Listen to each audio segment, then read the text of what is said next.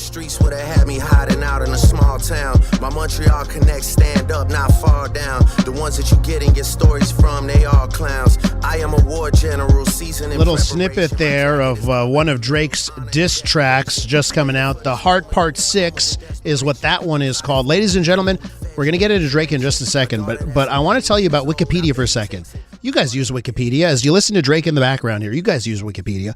Wikipedia has templates for articles that are posted on this site, right? If you want to look up TV shows, the TV show, generally speaking, they all use the same template for an entry. There's a template on Wikipedia for civil conflicts. So whoever's going to edit a new article about the Tiananmen Square massacre or the January 6th Capitol attack or the Arab Spring, there's a template available for editors on Wikipedia to use it. Ladies and gentlemen, there is now an entry for the Drake-Kendrick Lamar feud on Wikipedia, and it uses the civil conflict template.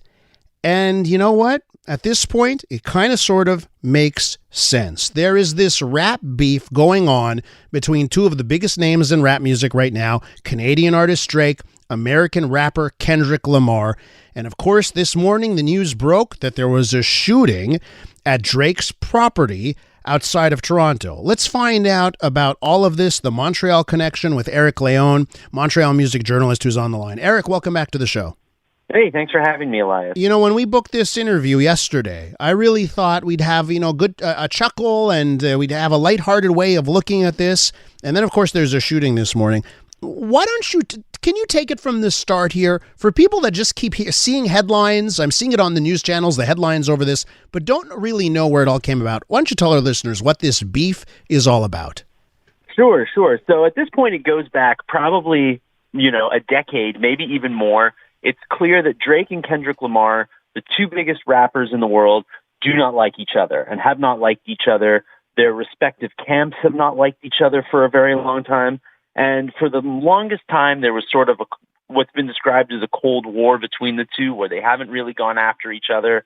But last fall, Drake and J. Cole released a track together called First Person Shooter, where J. Cole talks about the big three of rap, which would be the two of them and Kendrick. Kendrick Lamar followed it up with a track of his own, where he says, "There's no big three, it's just me."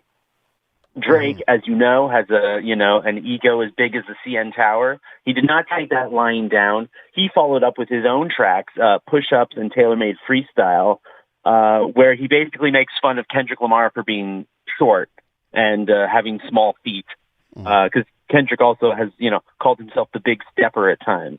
So it started off pretty harmlessly, but as we've gone on in the week, Kendrick and Drake keep going back in the studio. They keep releasing, these are tracks that they release, like they make and release the day of, and they feel fresh and they have fresh insults. And now it's gotten really serious. So Drake released a track called Family Matters, where he alleges that one of Kendrick Lamar's children was actually fathered by his manager. And then Kendrick Lamar comes back and basically calls Drake a deadbeat dad, and then goes even further and calls him alleged pedophile. And so then Drake, comes back basically saying, no, that's true. None of that's true.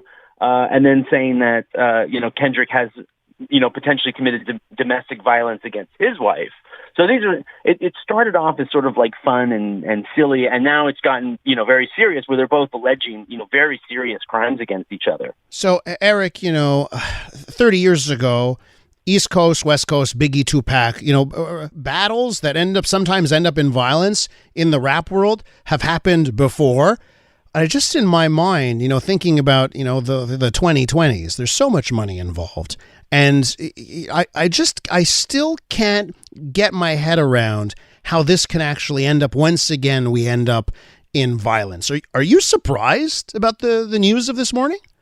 Without knowing too much of what's, gone on, the only thing, the latest is that we know that the Toronto Sun is saying that it was a security guard that was in front of Drake's apartment, in front of his mansion that was shot. So we don't know much more than that. There's also in London, one of Drake's OVO is his label and clothing brand. one of his stores in London was graffitied and defaced.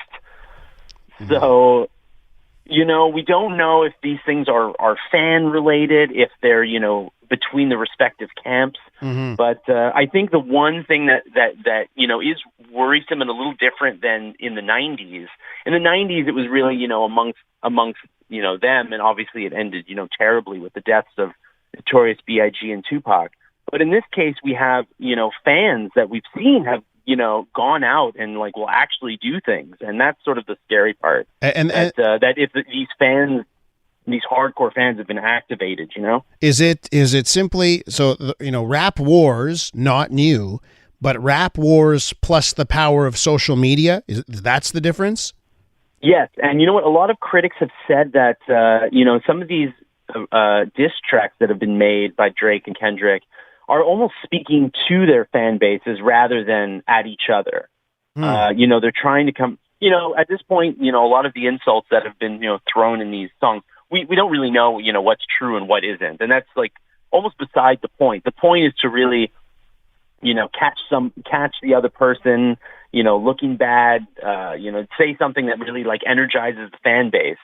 Uh-huh. And so that's sort of the worry here that, potentially that, these artists are speaking to fans that, maybe don't know, truth from fiction and, take things into their own hands. Obviously, we hope that isn't the case and it doesn't happen.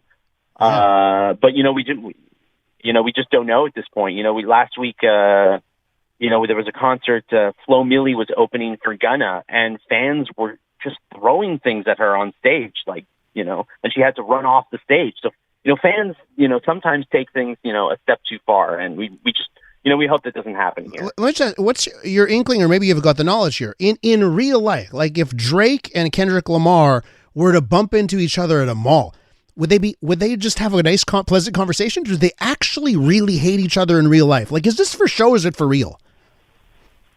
So as far as we understand, Kendrick certainly really doesn't like Drake. Uh-huh. Even when they were, in 2013, when he was in a cypher, and they were both, very successful at that point, but not, the level of success that they're at today. He was still, kind of subtly dissing Drake even then. Mm-hmm. So there's definitely some genuine bad blood there. I know some people have said, well, they're both on, Universal Music, and obviously, the record labels are laughing to the bank right now because all these tracks are, topping the streaming charts. Again, it's one of those things, who knows what's true and what isn't? Do they really plan those, is it a boardroom that plans these things out? I have absolutely no idea. But historically, we've seen that, Kendrick has been very frosty towards Drake. And Drake has feuded with many rappers in the past, from Pusha T to Meek Mill. So, it seems like Drake does love the limelight of a good beef. Erik, to wrap up here, local radio, let me just do the local angle here, because that was how this all came about for you being on the show this morning. What is the Montreal side of things? There's been some Montreal implications in some of these songs. Yes. So Drake, 2 days ago, released The Heart Part 6, which is the latest diss track. They've each dropped about 4 apiece. And so on the previous track, Kendrick basically just accused Drake's confidants of leaking information to him. So Kendrick says, I have all this dirt on you because your own friends are turning on you. And then Drake, said that, he uses the line, "My Montreal Connects stand up, not fall down," sort of suggesting that his Montreal Connects, we don't know who his Montreal Connects are, but that they've got his back and that the city of Montreal has his back. I don't know if Montreal has his back, depending on what I'm seeing on social media. It certainly doesn't look like it, but Drake at least, gave Montreal a shout out and implicated us in this, this historic rap feud. Erik, you're going to have to leave it there. I want to thank you for coming on and explaining a whole, so many different aspects of this battle. And it's just, what a sign of the times here. And I'm looking at this, as we started, I mentioned the Wikipedia entry. I looked it up while you were talking there. And it just goes on and on and on. There is so much to this feud. It is kind of crazy. Erik, thanks so much. Have a good one. I don't think it's over yet. Yeah, Montreal music journalist right there, Erik Leijon.